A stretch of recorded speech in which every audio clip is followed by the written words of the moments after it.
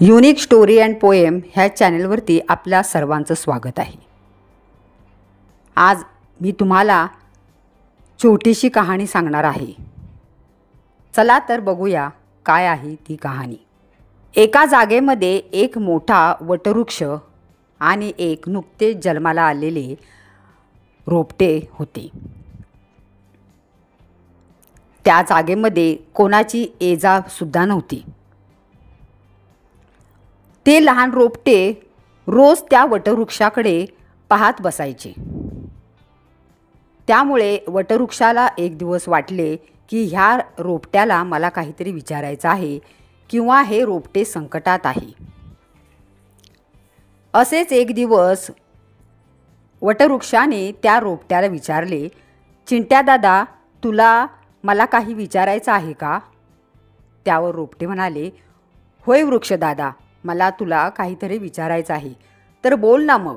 त्यानंतर रोपटे सांगू लागले, वृक्षदादा, मला स्वतःची फार भीती वाटते। मी इतका नाजूक आहे, लहान आहे, पण मला फार भीती वाटते। तू किती मोठा आहेस, तुला कुणाचीच भीती नाही। त्यावर वटवृक्ष हसला आणि म्हणाला, अरे चिंटू दादा, मीही एकेकाळी तुझ्या एवढाच होतो, परंतु प्रत्येक संकटाला तोंड देऊन मी आता इथपर्यंत पोचलेलो आहे। मी काय काय संकटाला तोंड दिलंय तुला ऐकायचं आहे? त्यावर चिंटूदादा म्हणाला, हो सांग ना वृक्षदादा।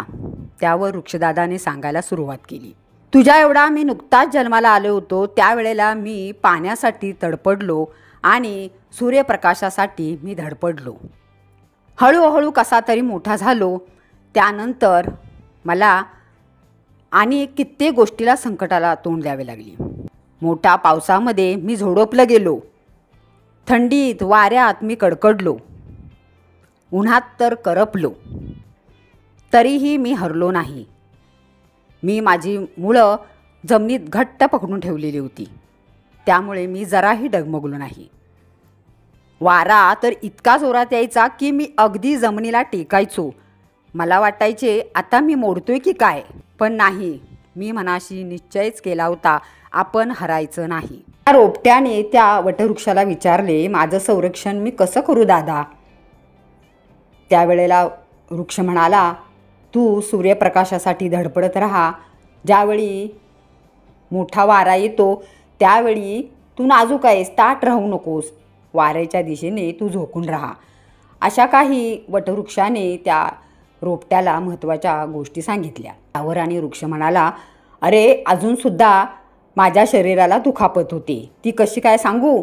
मुलं पतंग उडवायला येतात त्यावेळेला त्यांच्या दोऱ्याने माझ्या फांद्या कापल्या जातात, कधीकधी तर माझ्यावर कुऱ्हाडीचे घाव घातले जातात, तरीही मी हारत नाही। माझ्या छोट्या मोठ्या जखमा मी भरून काढतो।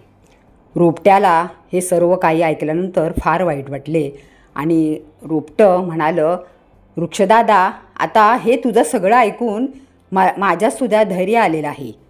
मी सुद्धा तुझ्यासारखा असा धाडशी राहणार आणि खरोखर एक दिवस मी तुझ्यासारखा मोठा बनणार।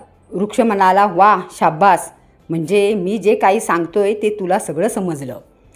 अरे आपली देवाने निर्मिती ही लोकांच्या फायद्यासाठीच केलेली आहे। आता माझा इतका लोकांना फायदा होतो की लोक माझ्या सावलीला येऊन बसतात, चिमण्या माझ्या फांद्यामध्ये घरटं करून राहतात, लोकांना मी फळं देतो, फुलं देतो, अरे एवढंच नाही, मी त्यांना वाईसुद्धा देतो। तर तू सुद्धा एक दिवस असाच मोठा हो आणि ह्या आपल्या निसर्गाची तू सुद्धा शोभा वाढव। तर मित्रांनो, ही गोष्ट ऐकल्यानंतर ह्यावरून असे दिसून येते की कुठलंही संकट आपण सोडवताना आपण कधीही डगमगून जाता कामा नये।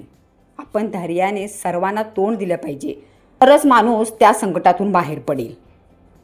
तर ही कहाणी तुम्हाला आवडली असेल तर सबस्क्राईब करा, लाईक करा आणि शेअर करा।